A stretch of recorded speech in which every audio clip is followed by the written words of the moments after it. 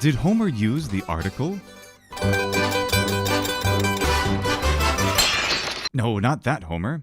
I mean like Homer's Odyssey. Homer's Odyssey.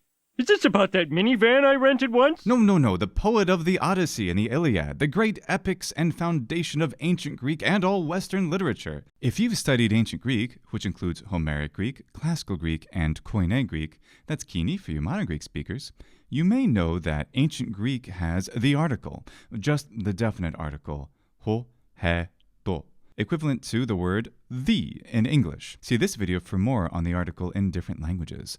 This makes ancient Greek rather different from Latin, which has no articles at all, even though the Romance languages that came from Latin do.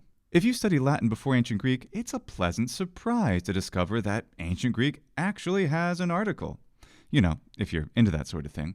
And then you get used to that fact while you're reading your Classical or Koine Greek. So it might come as a shock to you that Homeric Greek doesn't have an article. So wait, let me back up. Ancient Greek, at least starting from Classical Greek, definitely has the article, the word for the, ho, he, to, like I mentioned before. By the way, in this video, I'll mostly be using the Classical Attic pronunciation. So if you don't know what that is, or how Greek's pronunciation has gone through some radical changes in the past 2 millennia, I say radical. go check out this video. It explains everything in just so much detail, you'll love it. How does the article work then? Well, it works a lot like the definite article in English, German, and the Romance languages. That's a good one. Hokoiros petataientoi uranoi. The pig flies in the sky. Note that the article inflects for case. And if you want to memorize all the forms of the ancient Greek article, check out this audiobook, link in the description. As discussed in the articles video, the article in the Romance languages comes from demonstratives. For example, the Italian definite article, il, la, and so forth, that comes from Latin ille and illa. And these words mean that, as in that, whatever, over there. Now, back in Proto-Hellenic, the words that became ho, he, and to, they had the force of demonstrative pronouns, meaning this or that, and definitely not the. Interestingly, this is a value they do retain in Classical and Koine Greek in certain contexts. So here's an example. This is from the book of John. I'll read it in the Romaic Lucian pronunciation. Sabadonestin, kaiukexestin soia raiton grabaton. Ode apekrite autois. So in this situation, we have the man who is by the pool who wasn't able to walk, and Jesus had told him, hey, get up and walk and just take your bed away. These folks here, these inhabitants of Judea, are telling him, hey, you can't do that because it's the Sabbath. Hode, but he. So here the whole, even though it normally means the, it has the force of he, like a pronoun or in fact a demonstrative pronoun. This other fellow, this person that's different from the people who were just speaking or just doing something else. Hode, hede, and so forth. But this is a rather isolated use of the article with the de particle. Otherwise, we can depend on ho, he, to to be the word for the. Yet, when we look at the Iliad or the Odyssey, we just don't see articles where we would expect them. Check out this video to hear the beginning of the Iliad recited in 8 different pronunciations, and this video where I teach you how to recite Greek hexameter. So here's the beginning of the Iliad. The very first word for wrath, manin, the poet here is invoking the goddess, the muse, to sing about the wrath of Achilles. Not some random wrath, not a wrath, but the wrath of Achilles. And that's how it's normally translated into English, which has the article. And yet we don't see any article here. It's not dan, manin, it's just manin. And look here, right in the second line, the wrath that brought countless ills upon the Achaeans to the Greeks. The Greeks, the Achaeans, and yet there's no article. Now we're going to look at several more examples in just a moment, but I have to ask you, have you ever wondered what it would be like to study the Iliad and the Odyssey like a student in ancient Athens? Well, now you can with Ancient Language Institute's full immersion Homer Camp. Some of the world's most talented and passionate instructors of ancient Greek will guide you in a 10-day enrichment immersion experience where you will be able to learn and understand and recite the greatest poems ever composed. The ALI Homer Camp this summer, from July 20th to July 29th at Wake Forest University, North Carolina, is designed for late beginner to advanced students of ancient Greek who want to improve their proficiency both in speaking the language, as well as listening, of course, and appreciating the Homeric epics. There's no better way to become a fluent reader of Homer. Can you you imagine that? Reading Homer for pleasure. What's he doing? He's reading.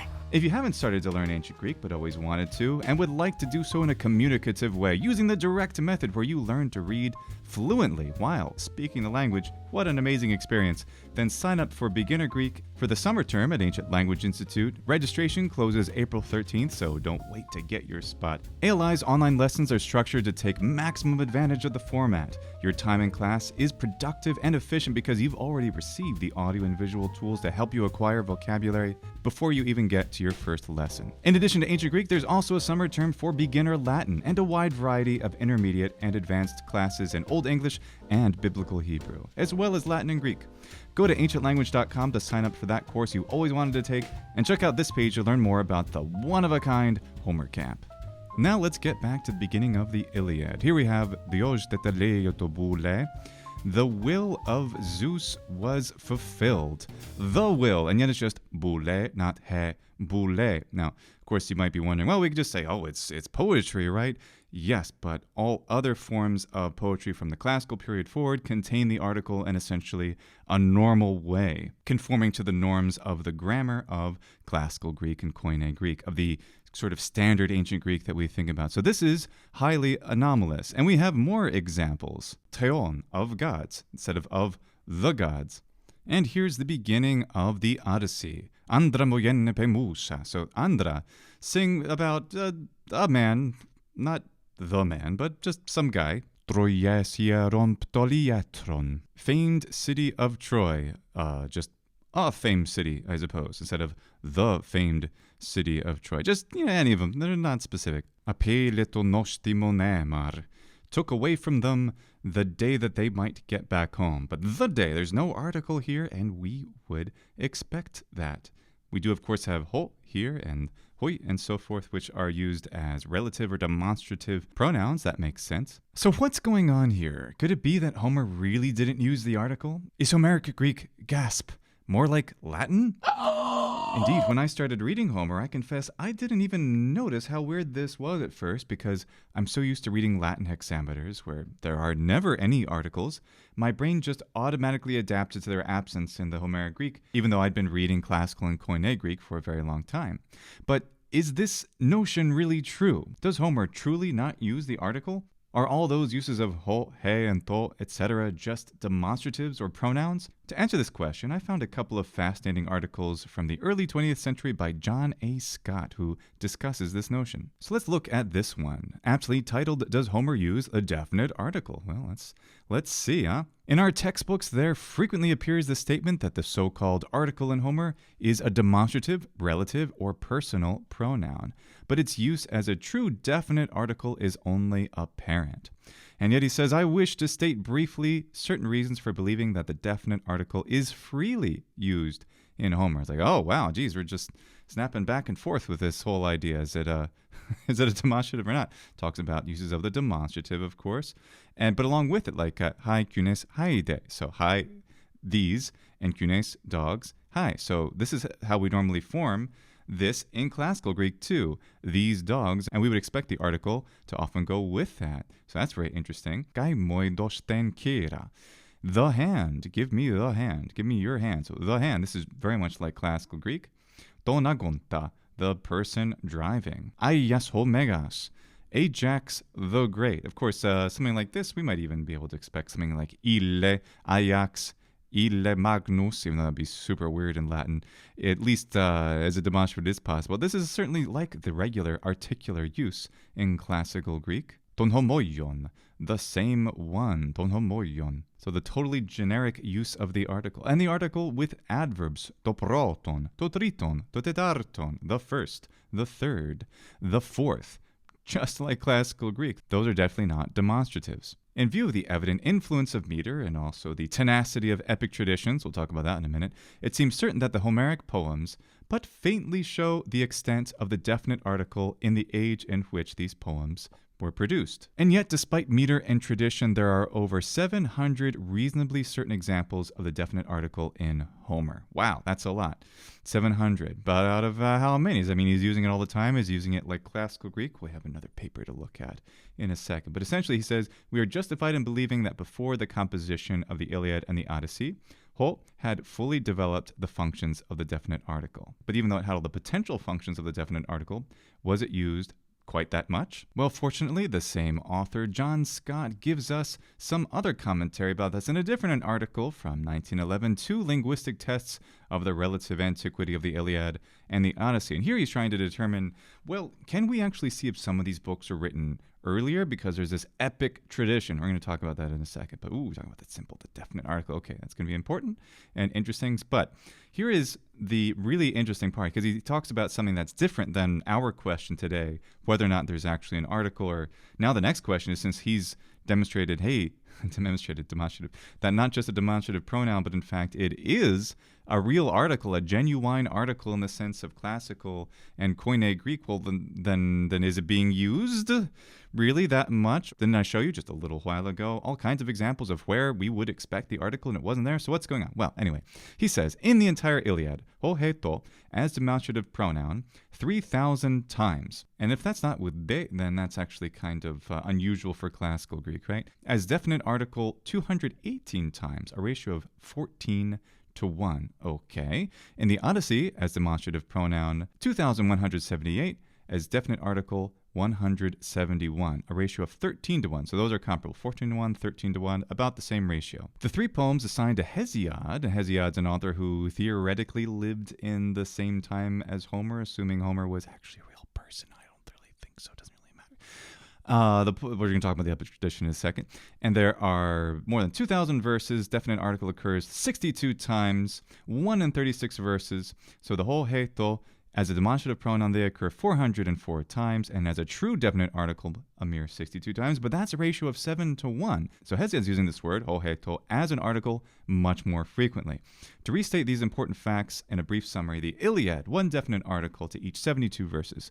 Odyssey, 1 to 71, and Hesiod, 1 to just 38. So after Homer, with Hesiod, theoretically his contemporary, or slightly after by some decades, even a century, the article is being used much, much more. Ratio of the use of ho heto as a demonstrative pronoun to the use as a pure definite article, Iliad 14 to 1, Odyssey 13 to 1, Hesiod 7 to 1. And then there's the Homeric hymns as well, just 4 to 1. Well, that's very interesting. There could be no more cogent reason than these statistics for assigning the Iliad and Odyssey to a single period, a period widely separated from the time of the origin of the poems of Hesiod and the Homeric hymns. So the point is that, indeed, while there are uses of the definite article in the Iliad and the Odyssey and the actual stuff that Homer, in air quotes, composed, is dramatically less than the poets that came after him. That is to say, we see the ho heto not used very much like a definite article. And indeed, many of the verses, like we saw earlier in this video, can easily sustain not having an article and still being, of course, perfectly normal for Homeric Greek. So does Homer use the article? Yes, but not nearly as much as we would expect in Classical Greek. So what is going on here exactly? Well, we can imagine that Homer was this blind poet who lived in the 8th century, who received a tremendous and very long tradition of entirely oral poetry, and that was never written down before, as far as we know, until somebody came and listened to Homer recite the whole thing, and then it got all copied down and became part of the foundation of all of ancient Greek and, of course, Western literature consequently. Before that, where did it all come from? Did this guy Homer compose all of it? Almost certainly not. We can tell that because we see all kinds of peculiar and strange things that just don't go with the text. Even the text that we have, which has been Atticized for ease of reading for, of course, the Athenians and the Koine Greek speakers. There are all kinds of letters missing, like the digamma probably, that would have made these lines make much more sense. So, as Homeric says in his book, the best explanation is that maybe there was some kind of actual Trojan War and was highly mythologized, became these great legends, and the tradition of the oral poetry was all based off this legendary event. Maybe it was actually historical, we don't really know. The archaeological remains of what is called the site of Troy in Anatolia are very promising as a possible location. So assuming it actually took place, someone probably wrote the first song, and then someone took that. Think of folk songs that we have no idea who the author is, but they've been embellished and verses have been added to it, like, say, I don't know, Jesse James. That's just from American culture the past couple of centuries. centuries, and verses get added to it. We don't necessarily know the people who sang it originally and authored it and so forth and so on.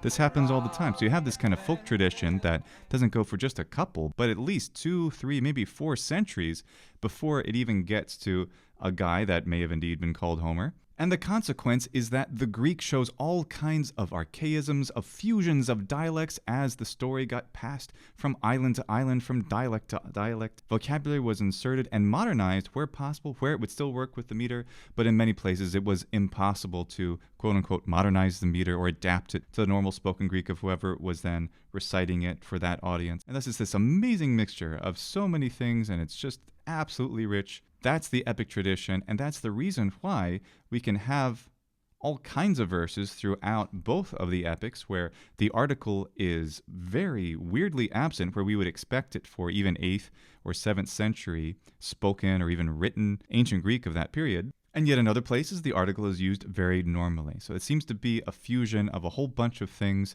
together over several centuries, including the archaic linguistic trait of not having the article as frequently as it is in Classical Greek or later. I hope you found this interesting. If you'd like to hear more stuff about Homeric Greek or the other Greek dialects, well, let me know in the comments. Thanks again to the Ancient Language Institute. Check out ancientlanguage.com for that homework camp.